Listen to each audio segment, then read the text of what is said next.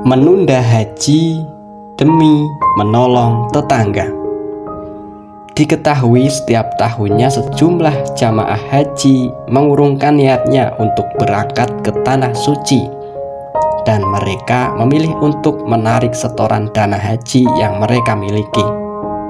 Lantas, apakah boleh seseorang yang dianggap mampu dan sudah memiliki kesempatan untuk berhaji, namun malah justru mereka memutuskan untuk membatalkan ibadah hajinya? Kita harus mengetahui dan memahami tentang syarat-syarat haji terlebih dahulu, yakni beragama Islam, balik, berakal, merdeka, dan mampu. Yang dimaksud dengan mampu bukanlah hanya dari sisi finansial saja, namun lebih kepada kesehatan fisik dan juga mentalnya dalam berhaji. Tidak menjadi persoalan bagi seorang muslim membatalkan rencananya berhaji dan menarik kembali dana setoran hajinya ketika masih berada di tanah air atau belum memasuki waktu berhaji. Terkait dana setoran haji yang diambil kembali juga tidak ada masalah. Dana tersebut halal untuk digunakan keperluan sehari-hari, terlebih menurutnya bila orang tersebut memiliki kebutuhan yang mendesak. Sebelum melaksanakan haji, seorang muslim juga harus mampu melihat kebutuhan utamanya sudah terpenuhi ataupun belum, dan juga ia harus mampu melihat keadaan sekitarnya. Apakah penduduk yang berada di sekitarnya sudah merasakan kemakmuran atau belum? Terdapat sebuah cerita yang berasal dari Damaskus. Seseorang yang bernama Ali bin Muwaffaq, seorang tukang sepatu yang diterima hajinya dan diampuni segala dosanya, tapi ia sama sekali tidak datang untuk menjalankan ibadah haji. Kala itu Ali mengumpulkan tabungannya yang telah cukup untuk menjalankan ibadah haji. Namun di sisi lain ia melihat bahwa ada tetangganya harus memakan bangkai keledai karena sudah 3 hari tidak makan bersama anak-anaknya.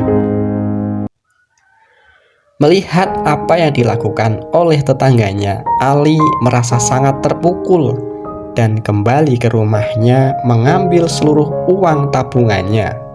Kemudian menyerahkannya pada tetangganya dan berkata, "Ambillah uang ini, pergilah belanja dan berilah makanan anak-anakmu, dan jangan lagi memakan bangkai yang tidak halal. Inilah perjalanan hajiku." Dari hal yang besar yang ia lakukan dalam menyedekahkan hartanya yang diniatkan untuk berhaji, membuat dirinya dibicarakan oleh malaikat dalam mimpi Abdullah bin Al-Mubarak yang baru saja menyelesaikan ibadah haji. Abdullah tertidur dan bermimpi melihat 2 malaikat yang turun dari langit dan berdialog tentang mereka yang melaksanakan ibadah haji sebanyak 600.000 orang dan tidak ada seorang pun yang diterima hajinya. Namun terdapat 1 orang yang berhasil diterima hajinya, bernama Ali bin Muwaffaq, yang sejak 40 tahun yang lalu berniat dan menabung untuk menunaikan ibadah haji. Dari dialog 2 malaikat tersebut, salah satunya menjelaskan bahwa Ali bin Muwaffaq yang diterima hajinya dan diampuni segala dosanya, tapi justru dia tidak datang ke Mekah. Dari cerita di atas dapat ditarik kesimpulan bahwa sedekah yang diberikan harus dilandasi rasa ikhlas karena Allah dan tidak mengharapkan balasan merupakan ibadah yang sangat luar biasa. Di dalam sedekah harus total, tidak setengah-setengah. Sedekah harus dengan kualitas dan kuantitas terbaik, sesuai dengan kemampuan hingga dapat membawa kita menuju surganya.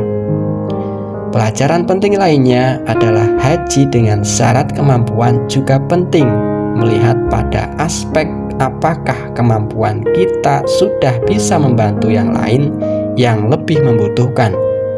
Kemampuan diri memang menjadi syarat utama, tetapi tanggung jawab sebagai orang yang mempunyai kelebihan harus pula memikirkan mereka yang masih kekurangan.